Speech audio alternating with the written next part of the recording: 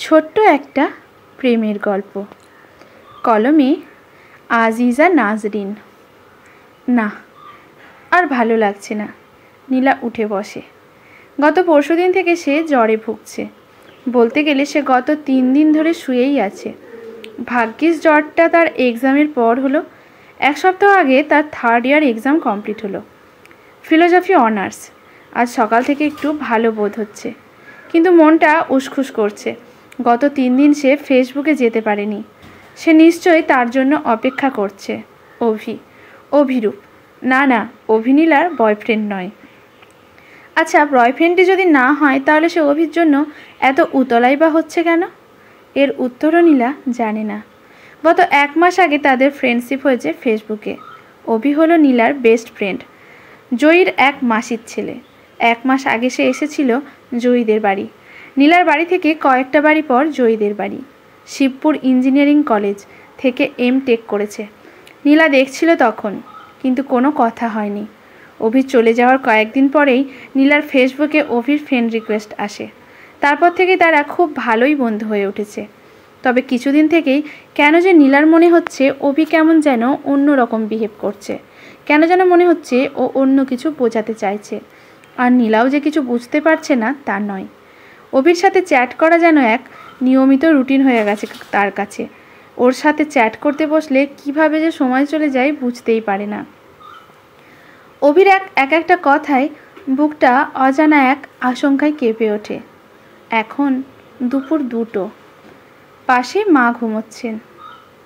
আস্তে আস্তে উঠে সে ল্যাপটপটা নিয়ে বিছানায় ফিরে আসে। ফেসবুকটা অন করে।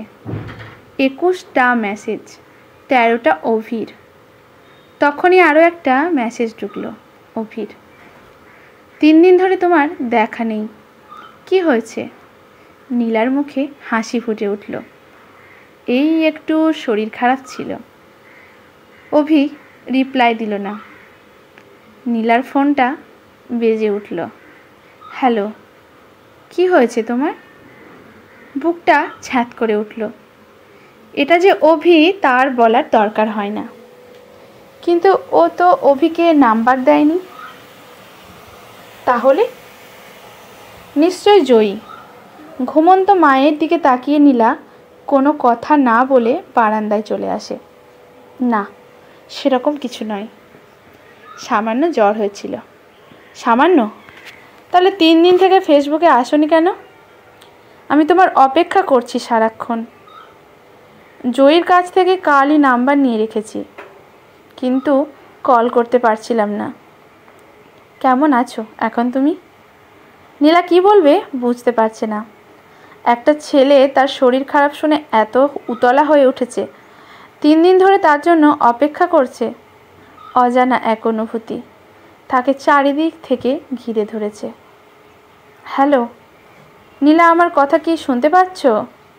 হ্যাঁ, পাচ্ছি। এমন সময় মায়ের গলা পাওয়া গেল। শোনো, মা ডাকছে, পরে কথা বলি। ওকে। কখন ফেসবুকে আসবে? দেখি। রাখো। না, আগে বলো কখন আসবে। আচ্ছা, রাতে আসবো। প্রমিস? প্রমিস। আজ জয়ের দিদির বিয়ে। অভি এতক্ষণে নিশ্চয় এসে গেছে। নীলা একটা হালকা গোলাপি আর সাদা রঙের কম্বিনেশনে ফ্রক চুড়িদার পরেছে। টানা টানা চোখে কাজল লাগিয়েছে। কপালে ছোট্ট একটা টিপ, ঠোঁটে হালকা লিপস্টিক। তার ছোঁয়ায় তার সুন্দর মুখখানি অপরূপ করে তুলল।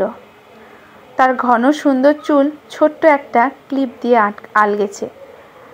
আটকে নিয়ে বেরিয়ে পড়ল। জয়ের বাড়ির সামনেই অভি দাঁড়িয়ে আছে। ও যার সাথে এত চাট করে তাকে সামনে দেখে যে এরকম অপ্রস্তুত হয়ে পড়বে তা সে কখনো ভাবেনি। যত রাজ্যের লজ্জা তাকে ঘিরে ধরল। অভি সামনে এগিয়ে এলো। তার চোখ নীলার দিকে আটকে গেছে। অসম্ভব সুন্দর দেখাচ্ছে তোমাকে। বুকটা কেঁপে উঠল নীলার। কোনো মতে থ্যাংক ইউ বলে সে বাড়ির ভিতর ঢুকে গেল। দেখা হলে কত কথা হবে, কত কিছু ভেবেছিল। কিন্তু অভির সামনে তো সে দাঁড়াতেই পারল না। সারাদিন ধরে চলল তাদের লুকোচুরি। অভি আর তার কাছাকাছি আসলেই সে দূরে সরে যায় সেখান থেকে।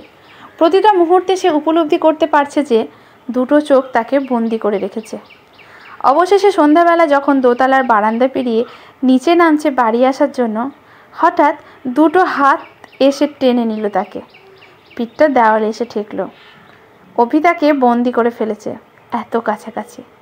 কপালে বিন্দু বিন্দু ঘাম জমতে শুরু করেছে।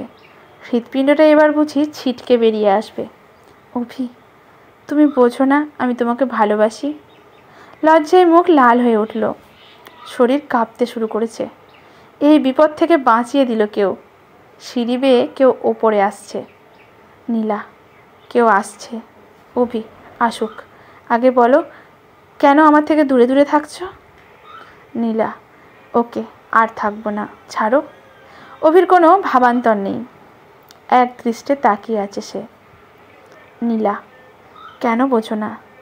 ভালোবাসি বলেই তো কাছে যেতে ভয় পায়। বলেই সে নিজেকে কোনো রকমে ছাড়িয়ে সিঁড়ি বেয়ে নামতে থাকে। পিছনে আর ফিরে তাকাবে না সে। নীলা নিজেই বিশ্বাস করতে পারে না এইমাত্র সে অভিকে ভালোবাসি বলে দিয়েছে। ব্যাপারটা অসম্ভব মনে হচ্ছে। জোর কদমে সে বাড়ি চলে আসে। নিজের ঘরে এসে দরজা বন্ধ করে অদ্ভুত এক অনুভূতিতে শিহরিত হয়। বালিশে মুখ ডুবিয়ে বিছানায় নিজেকে এলিয়ে দেয়। প্রথম প্রেমের ভালো লাগার ছোঁয়া সারা শরীর মনকে উদ্ভাসিত করে। কল্পনার সমুদ্রে সে ডুবতে থাকে।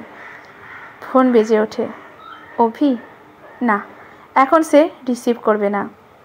একটু অপেক্ষা করুক ওই অসভ্য ছেলেটা। আজকের গল্পটি এখানেই সমাপ্ত। ভালো লাগলে লাইক, শেয়ার, কমেন্ট করে পাশে থাকবেন। ধন্যবাদ।